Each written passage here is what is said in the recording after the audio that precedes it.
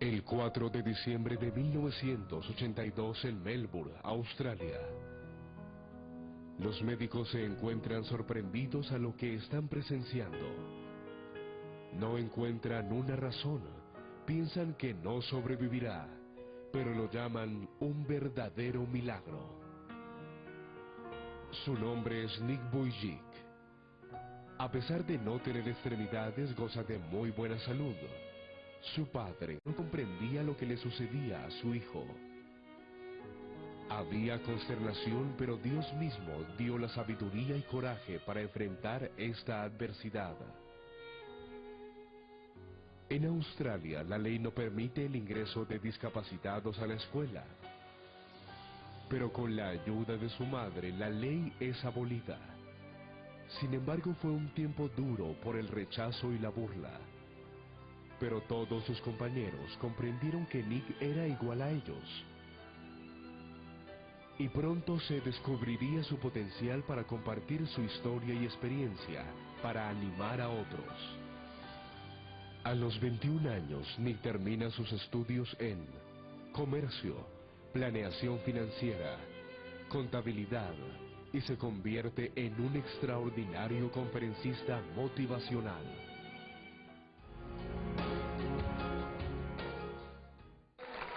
Thank you, thank you. Thank you very much. Take a seat. G'day everybody, how are you? Before I start anything, I want to first of all thank you for the opportunity here to be a part of the Summer Conference 2006. For those of you who don't know me, my name is Nick Vujicic. I'm 23 years old, and today I want to share with you three main keys in my life that got me from a life without limbs to a life without limits. For those of you who do not know my story, I was born without arms and legs. There was no medical reason why this had happened. But before I do get into anything, I always love to share some funny experiences that I've had in my life. I love kids' reactions. Kids' reactions are fantastic. Like, I go to the shops and everybody just stares at me and stuff. You saw me in my wheelchair there on the DVD last night, and all the kids coming up and say, "What happened?" And I go up and say, "Cigarettes."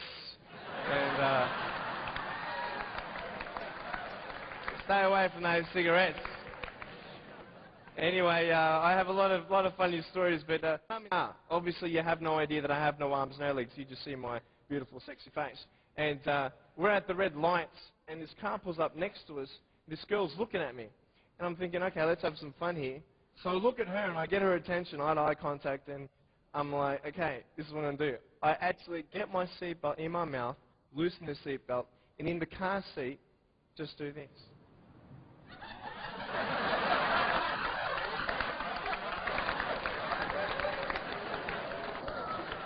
You should have seen her face. She was like, "You're freaking me out, man." All right, one more trick before we get into my story. I have a phone up here, and what I'm actually going to do is I'm going to flick up my phone onto my shoulder. Now, this does not happen the first time, but what happens when you fail? Very good. What happens when you fail? Very good. Can someone give me a sound for a ringing phone, please? Very good. Very good. Thank you. Thank you. Here we go. I'm coming! Hey, is that cool? In a blessed country, I was born to parents with the support I needed. You see, when I was born, it was such a tragedy.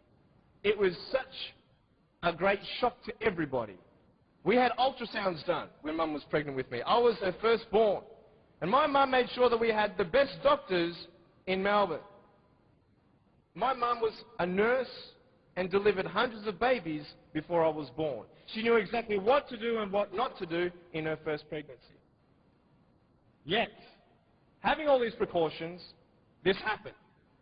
And anybody who saw me and saw my parents automatically thought that, hey, this is a bad thing. It was such just a pause in their life where they couldn't breathe. They couldn't fathom. What kind of life is their firstborn son going to live? Without arms and legs, he can't even feed himself. He can't even dress himself. Doctor said I would never be able to stand up, let alone jump around. You know, I'm so thankful that they knew nothing until I was born. Who knew?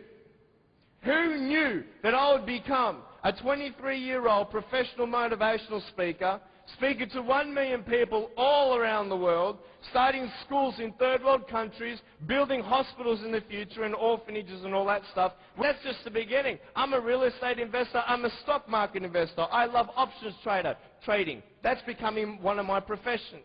I love the fact, though, above all, that I can give the world something that others cannot. But before I tell you all that good stuff, let me tell you the more down times in my life. Obviously, it was difficult for my parents, but it was also difficult for me. When I went to school, a lot of kids teased me. A lot of kids put me down. It was very difficult at starters to find friends. But my parents encouraged me to just speak with people. And as I speak, a lot of people would say, well, hey, he's just like everybody else, just with a few parts missing. You know, I'm just like you. I've just gone out on the limb a couple more times than you have for my friends. But it's all good. But it was very difficult at times, and I had no one to tell me that everything's going to be okay the way I wanted it said. Problem is, if anyone did say that, even my parents at times, I would say, how do you know? How do you know how it feels to be in my position? You don't even know the future. How can you say that I'm going to have a good life? You cannot. What can you tell me to encourage me? Can you tell me anything? Only if you've been through it. And this is what I'm here about. I want to tell you, I was depressed. I had suicidal thoughts at the age of 8. I had this massive list of all the things that I couldn't do and I'll never have in life. I never thought, you know, I'll get married. Who'd want a husband without arms and legs? And I thought, even if I ever did get married, I'm not going to be even able to hold my wife's hand. I'm not going to be able to dance with my bride on our wedding night. I used to hate going to public parks and seeing fathers throwing up their kids in the air and sometimes dropping them. You know, I won't have that intimacy with my sons and my daughters. I couldn't do this and I couldn't do that. And no one had any answers. And I thought I was the only one in such a predicament. Your mind, the way you see your life and where you are going will determine how successful you will be in life. I could say, yeah, I'm a guy without arms and legs. Don't ask yourself and see what you don't have, see what you do have, and then say, okay, this is where I am.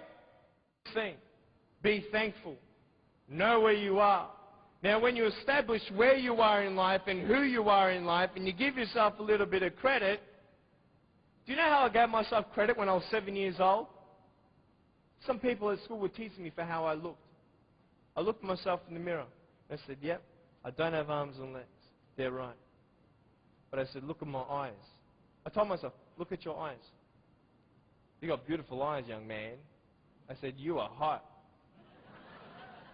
I said, no one can take that away from you. Your eyes. If it's only your eyes that you can concentrate on, then concentrate on that. Do you get the message? If you find one positive thing about your life that no one can argue with, then hang on to that and go from there. Once you establish where you are and hang on to the positive things, the assets that you have, then expand on that. Stop thinking of what missed opportunities are out there. And wherever your goal is, let it be. You and I know that we can make choices to either better our life or put our life in a worse position. Where are you going? Is it big? Visions beyond comprehension. Perfect time for everything. Not now, but it's coming.